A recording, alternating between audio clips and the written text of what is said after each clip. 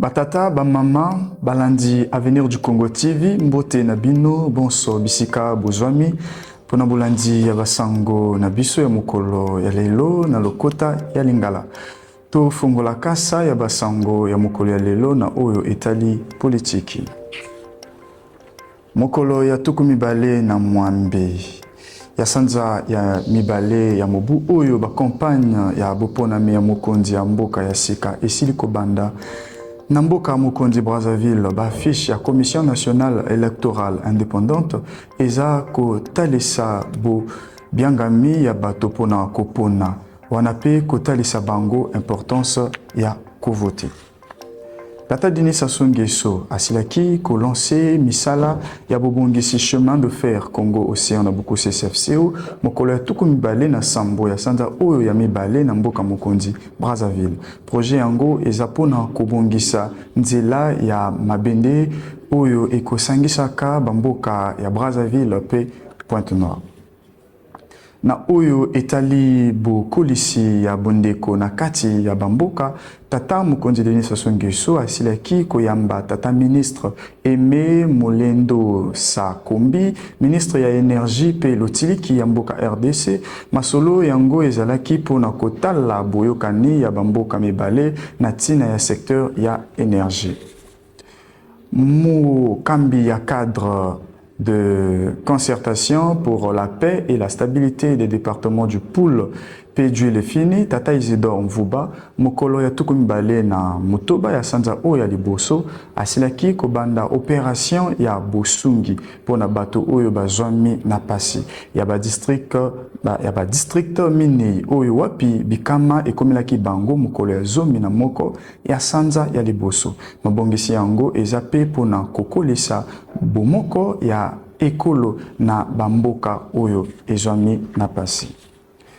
Moko ya ba pesitoli ya mama ministre Claude Emar Titi Levis a konzaki mokolo ya tuku mibale na sambo ya sanza oyo ya mibale na mboka ya Brazzaville mululu ya bozongisi ba attestation pe biloko ya boyekoli na balakisi kama moko na tuku motoba oyo bazalaki recruté na projet ya protection sociale pe inclusion productive ya bilenge na bukuse PSIPG.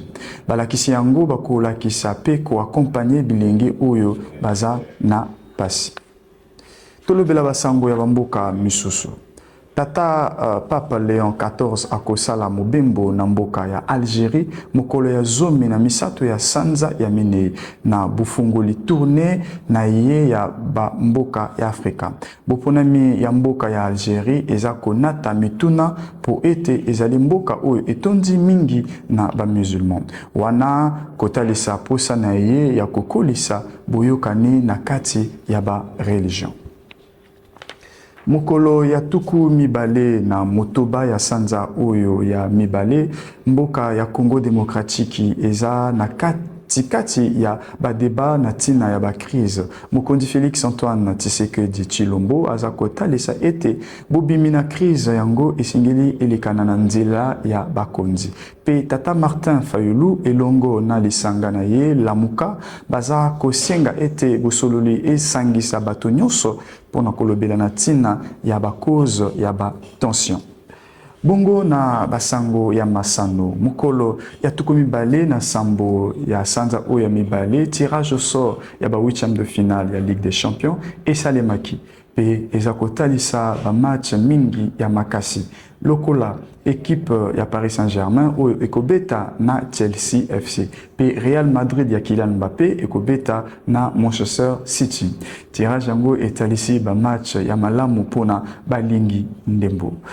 Na oyo etali basango ya culture esalemaki mokolo ya tuku mibale na sambo ya sanza oyo ya mibale na mboka Brazzaville. Botalisi ya buku Makwa Balé tome 1 J'ai entendu ta voix. Ezali buku ya Ogiral Ahmed Ebomba Simbam oyo aza molobeli ya lobby ekot pe ba décision na biso. Tolanda bongo bolayi ya basango elongo na Genol elonda osema.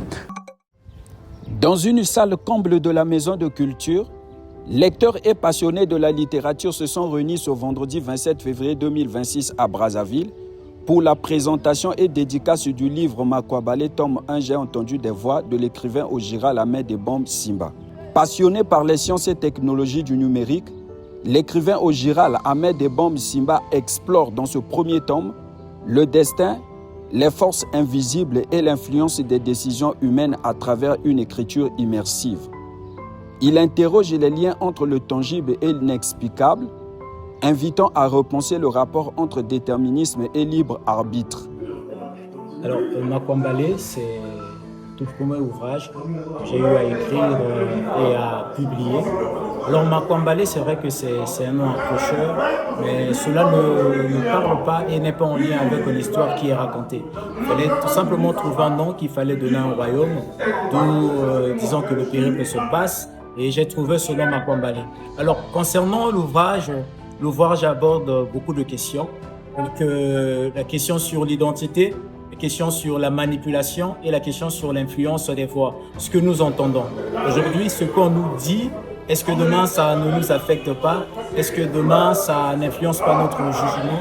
Donc ce livre se base essentiellement sur ces questions et également nous aide à développer un esprit critique, mais aussi nous pousse, parce qu'on a parlé de sources de voix, ce livre nous pousse également à aller vers ceux qui connaissent pour avoir de bonnes informations. Ce livre retrace le parcours d'un royaume où les esprits sont modèles par des voix intérieures. Un prince découvre l'illusion à laquelle tout se soumettre. Ces murmures ne sont qu'un instrument de contrôle.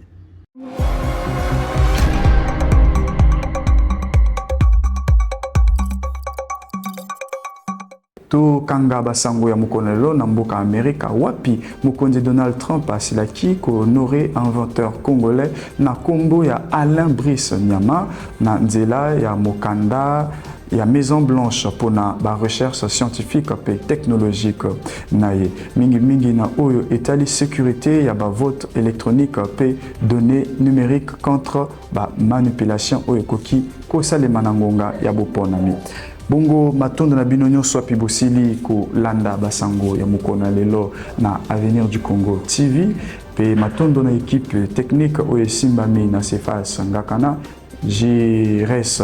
Mebata pe Gilles Mambwana na bino tokokutana mokolo oyo ekoya botikala malamu bisika wapi bozali.